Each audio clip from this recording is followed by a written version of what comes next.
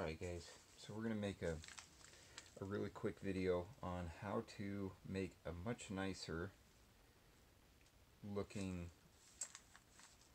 basically a insert or cover over the card in a one touch. Now what a lot of guys like to do is what you see here, where the basically they just took a penny sleeve and put it in between there, and that works just fine. If you want to do that, great. I think it works.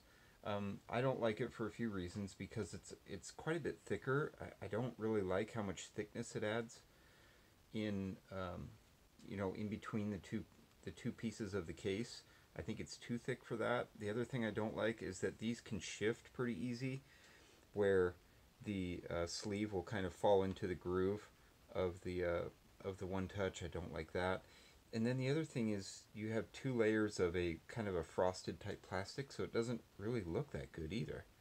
So I'll show you what I do, and what I think looks better and actually protects the card better. So we're going to take this apart, open it up. This is our penny sleeve. We're just going to take that out of here. So what you'll need for this is you'll need a pair of scissors, a new really sharp razor blade. I like to have it, just by itself instead of inside of a handle or anything like that. And then I like to use Perfect Fit sleeves. Now these are the sleeves that you put on, for slabs. They make them for in all different sizes. The one I wanted to show the label. I think Cardboard Gold has them now. But the one I use are the Beckett ones, because they're bigger and wider, a little bit easier to work with. So essentially what we're going to do is we're going to use one layer of this to put in between here and get a much cleaner look, because as you notice, versus a penny sleeve, this is kind of frosted and crappy looking, where this is crystal clear. And what we're going to do is, instead of having two layers like we do in the penny sleeve, we're just going to do one layer of this. So I'll show you how I do that. So before I actually put the card in, the card would be, there's my trusty Alvin Adams. So the card would be off to the side. And what we're going to do is get this set up where we have a straight edge here, and then this is obviously where the the other side of it, where it's joined together. So first thing we're going to do is so we're going to take and cut this on this back end. Sorry, I'm trying to do it where we're filming here, so my apologies. And then the other thing we're going to do is cut these two edges. Basically we're going to release one layer. It doesn't have to be a straight cut, because I'll show you why here in a minute, why that won't matter.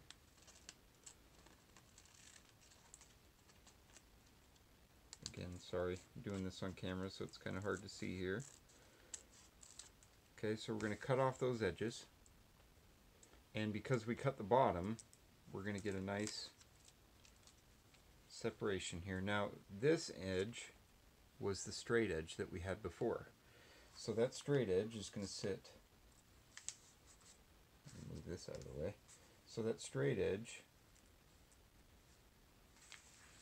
move my pieces, sorry guys, so that straight edge will sit at the bottom, and because that straight edge is at the bottom, you'll get a nice clean look down here at the bottom of the one touch.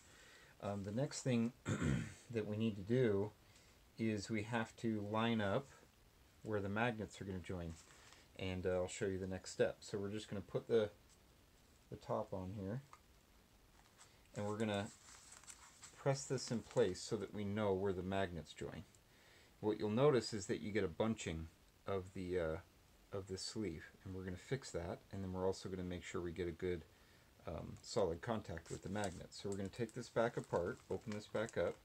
Now that we know where that spot is, we're going to take our razor blade, and all we're going to do is go into the center of that spot that we marked. And we're going to do a little slit one way and another slit the other way. Basically just create a small cross right over the magnet. And what that does is it reduces that bunching there a little bit, and it kind of gets the bunching up here at the top, but it also gets you a much better contact with the magnet, because now it's got a little bit of some slack to make contact. So as you can see, you're going to get a much nicer look here, and you're going, well, what are we going to do with all this? So let's go ahead and get the card in here. So we'll take this apart, and it's time to put the card in here safely. You can see where our mark is, so we know how to line it back up. So we're going to take our card.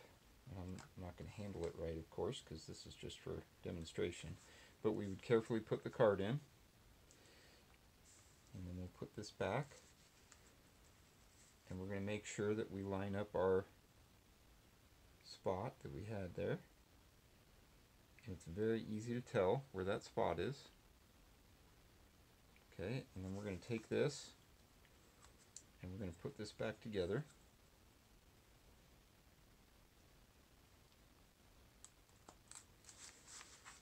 Okay, so that's essentially what we're going to get. Much cleaner look. It's much more secure. This is much thinner. Okay, so now what we have to do is we have to remove all of this excess. So you have to be careful, because you don't want to drop the card while you're doing this, especially if it's a valuable card. So what we'll do is we're going to take our really sharp razor blade, and I'm going to do this on camera, but you can very carefully do this and make it look really nice.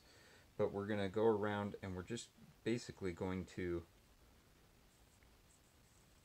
right along the edge, and it's going to remove the basically the insert that we put in there. We have a really nice clean cut here. So we'll go ahead and do this on the other side. And again, you want a really sharp razor blade, because you want it to just kind of shave that right off.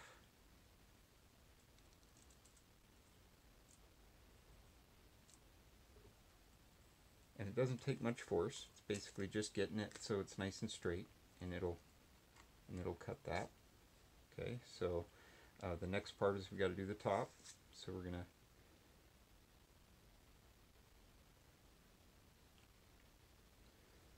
sorry, I know this is kind of tough to do on camera here, but be careful you don't cut yourself too. But now what we've done is we've removed all of the sides, and you can really get a nice fine cut. You can see how I've got little edges here, but you can run your razor blade back over and get a really nice fine cut on there. Okay, and then if you really want to fine tune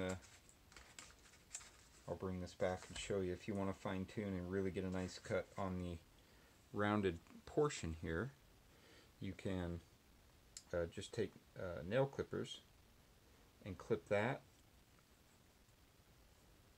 and then clip this one here, and now you have a really nice, well put together, much safer.